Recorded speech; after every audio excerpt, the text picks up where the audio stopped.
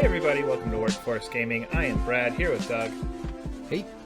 High on Life is a first-person shooter by a new studio, but I know that it has some involvement with the Rick and Morty people, so I don't know exactly where this came from, but it definitely has its own vibe to it, I can gather from the one trailer I watched. So I think it might have been Game Awards or something like that, and it had just the trailer with a talking gun, and it was saying all kinds of ridiculous shit at you, and that's kind of what I got on this. Yeah. So this game is High on Life. It's by Squanch Games. They've done Trover Saves the Universe, which is kind of a fun VR game. They also did a really cool VR game called Accounting Plus. And I would say so they're obviously tied to one half of the Rick and Morty guys, Justin Roiland, which is where a lot of the what turns people off this game immediately can kind of come from, or people get super into it. I will say that the one thing that's kind of like throughout their games that's really, really impressive is the amount of dialogue they have, and not just the amount of dialogue, but the amount of contextual dialogue they have. And I'd say, like, besides just we're goofy humor and here's a really funny extensive poop joke, it has a lot of really, really good contextual dialogue. And I think that's the thing that kind of separates their games, besides just being like funny, dirty jokes, from I'd say almost like an industry standard in contextual dialogue, compared to like other games. So that's kind of the head and shoulders thing, that like if I'm doing bullet points of like major important, major key thing is contextual dialogue, like really stands out hard here, and that's kind of the main. Yes, it's like number one, really crass humor that you'll either like completely vibe with or just totally hate. I'm a quiet Rick and Morty fan in that I enjoy the show and don't interact with the fandom at all.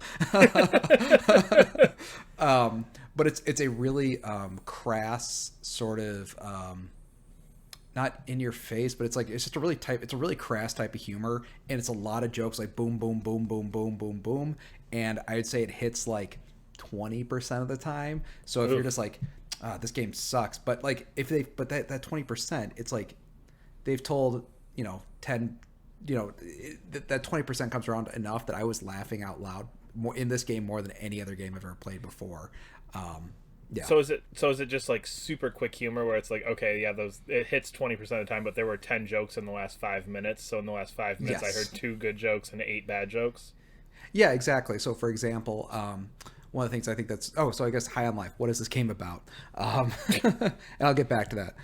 So what High on Life is, it's a first-person shooter, very similar to BioShock Infinite. I would say it takes a lot of stuff from BioShock Infinite. It takes a lot. I'll get into it. It takes a lot of stuff from Ratchet and Clank, and a lot of stuff from Mass Effect. It's not good as any of those 3 games, but can I just say, I feel like you just pulled out 3. You're like, what games does Brad like? He likes BioShock, he likes Ratchet and Clank, and so those 3, those 3 games that you like, that you can see like the steelbooks of behind me on my shelf right now. It's those funny 3 games.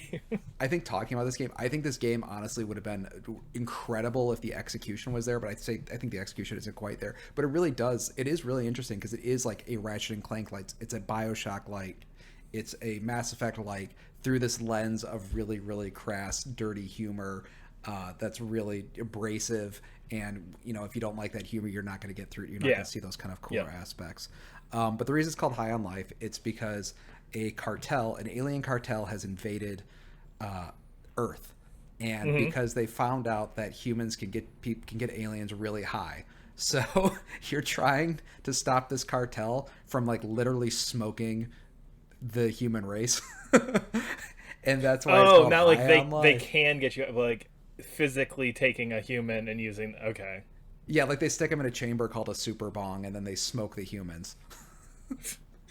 See, and that's what I'm saying. It's like it's a stupid dumb joke, but it's a dumb joke done through a AAA lens, and I think that's the thing that's kind of funny about it, because like you'll see like a fart joke that's just like the most elaborately well animated, really funny dialogue in this like kind of intense cutscene. It's just like a fart joke, but you just know so much effort went into that one fart joke. That's kind of this like weird, unique little amalgamation of stuff.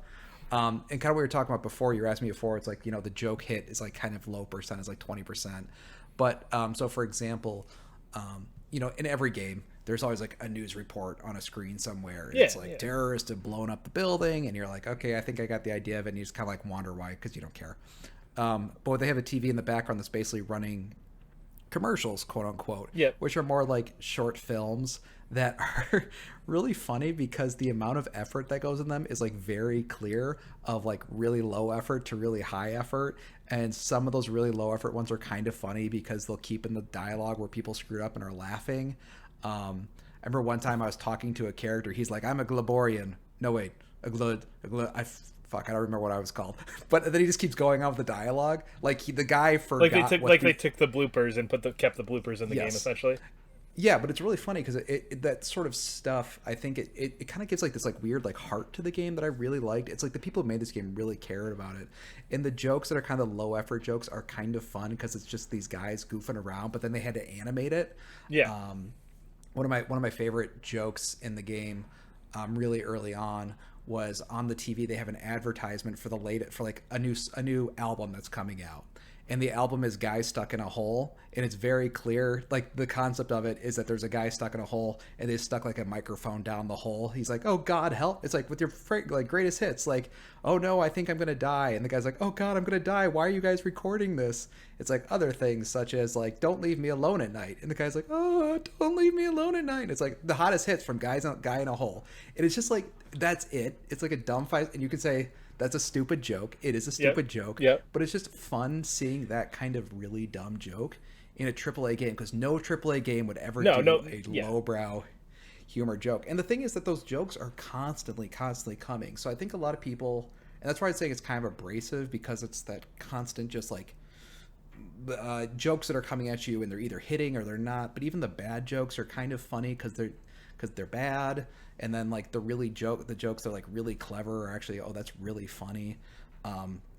I think there was a scene later in the game that I like don't really want to discuss too much, but it's an elaborate. I would say it's probably one of the cooler set pieces I've ever seen. Mm-hmm. And the set piece takes place in a restaurant, and a character is basically pouring their soul out to you, and the waiter keeps coming by and then interrupting the conversation, but you can keep ordering food as like part of the interaction. It's such a stupid joke, but I was like, I've just never played anything like this in a video game before, where like this really heartbreaking emotional scene keeps getting interrupted by a rude waiter that's trying to like, and you keep ordering margaritas and stuff that you can sit there and drink while the guy's talking, and he'll comment on the fact that you just what food you ordered, on what this you ordered. Yeah, that contextual dialogue. And I think that was the thing I kind of want to try and like veer into next, is the contextual dialogue. So when you meet a character in a video game, you're talking like let's say you walk up to a character, you talk to them, you walk away, and they're like, "Hey buddy, I wasn't done yet," or whatever. Yeah. So they have that for all the characters afraid. That's just kind of like a baseline contextual dialogue. You do something while they're talking, and it stops the dialogue or it changes the dialogue in some way. Yeah. So in this game, you have four guns, and they essentially act as your sort of like, let's say, companions. So when you pull out a gun, depending on which gun you pull out in a scene, the dialogue could change. Because that gun's jumping in and adding like different lines too. Yes, and so all the guns can hear what is going on in the conversation, and the gun is the one responding because your character doesn't talk. So so as soon as I pick up like the first gun's name is Kenny. Every time I have Kenny out, he's the one talking with the characters. But if I pull out a different gun, now that's the gun that's talking with the characters. Yeah. And depending on which gun you have out, because they all have different personalities, the conversations can change. Mm-hmm. So all of a sudden, by the end of the game, you have 4 characters that can enter into any conversation that's going on in the game. Okay. And there's some really, really cool Easter eggs that are associated with that. I would say it doesn't really change the game per se. Like there's never like a major choice or anything that's really going to affect anything. But it's just really cool seeing how like, oh, it makes sense that this gun is in the scene saying these things, but every conversation, it could be any one of the 4 guns, and they all work really, really well together.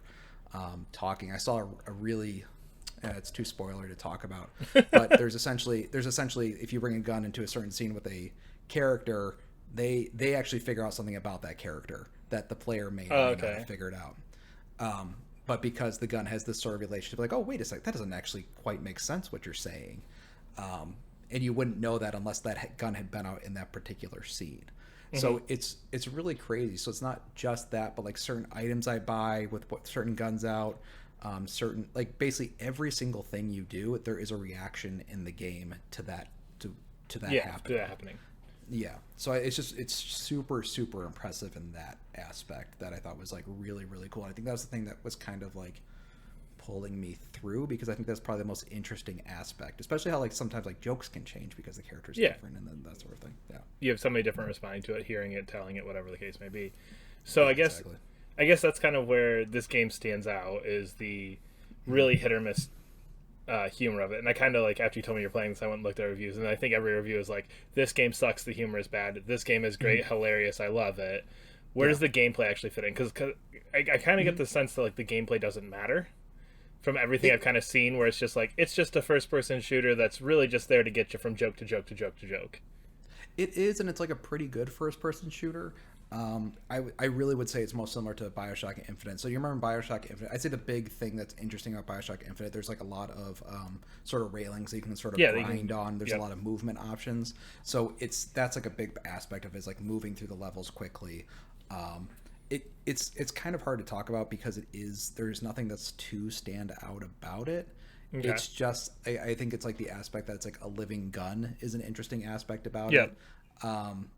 Like for example, there's like one gun who's like who's kind of going crazier because he doesn't really want to kill people, but the more he kills people, the more sort of he gets like a bloodlust for it. Okay. So it's those sort of So ultimately, even the gameplay comes back to the humor. Like, even the gameplay is tied back into the humor. Like, everything... And I guess that's maybe why so many people are hit or miss on it, is because everything is pushing you to the humor. Nothing's pushing you to the story. Nothing's pushing you to the gameplay. It's all pushing to, how can we make this a comedy more so than a tight first-person shooter that's innovative or a really deep story. Yeah, but I mean, how many comedy games are there? There are games that have funny parts to them. Yeah, no. But there are even Psychonauts, which I love, which is a quote unquote funny game, actually it's a more heartfelt story. So it's just interesting seeing this kind of like dumb humor in this AAA. Yeah, and I think that's but I think it makes me happy though, because it's a type of humor you just don't see in games. And like I was saying, some like the cool set pieces, like when you're in conversations you've just never been in a game before. Mm-hmm. You're doing things in a game plot wise that you've just never done before because they're too stupid. But I really appreciate how stupid they were. Yeah, no, it's a game that I think, and like, because you're asking how the gameplay is, like, it's fine. It's serviceable, I think, is the thing. Like, it's not the thing grabbing you forward. Like, I can just imagine there's somebody out there who's like, the humor just doesn't work for them at all. Yeah. And then like, they're like, well, this gameplay sucks, so what's even the point of playing this? It's like, and then they're like 2 out of 10. I get, sure. I think this game actually got 3 out of 10, which is well, and that's what I was saying when I was looking at reviews, is everything was humor good, 10 out of 10, humor bad, 5 out of 10. And it was just this like this rotating scale of, does the humor work for you or not? Which again, it's that very, from what I've seen, that Rick and Morty Adult Swim style humor where it's like, this has an audience and that audience is going to be all about it. But if you're not in that audience, well, it's not for you. Tough luck. We're not trying to get you to play it anyway. Yeah, exactly. Which is why it's kind of like the perfect sort of Game Passy game. Like I think if you gave it like 10 minutes, I don't know. There's just some really funny, like they do a lot of good jokes with like there's a joke that really got me at the beginning. Was in, I think, Fallout games, how they have you select your character as you look into a mirror and then like you change your face or whatever. And this game opens up with your sister offering you a line of cocaine, and then you look down at her little hand mirror, which has a line of cocaine in it, and that's the mirror that they use to see that you can swap your face. And it's just stupid stuff like that. And I really loved it. I mean, I really, really enjoyed it as a result of that stuff. What's some of the other cool gags they did? They have 4 full-length movies that are in the games that the characters will talk about. Like every time you come back to this house, there's a movie playing, and then the characters will talk about the movie. So it's like 4 full-length movies that they really did license out. And they're weird movies that are kind of fun to watch. So yeah, I don't know. I'm just happy this game exists because it feels so different. I think it's good that it's so up and down on like reviews and stuff, because I just feel like there's so many games that are so kind of like just Bland. they aren't really trying to say anything, and this Yeah. one's just like, no, I'm gonna make a stance in this tone, and this tone is either gonna be for you or it's not gonna be for you, and I think we need more stuff like that. Yeah. I think Avoiding the AAA bland seems to be the goal here, and yeah. and that's good. And I think, like, especially you kept mentioning AAA level, that I feel like you get it in the indie space a lot, but there's not many like high budget looking big games that have that. So Yeah. interesting. Well, we are Workforce Gaming. You can follow us on Twitter at Workforce Gaming. Subscribe to us wherever you're listening, and we will see you later. Bye.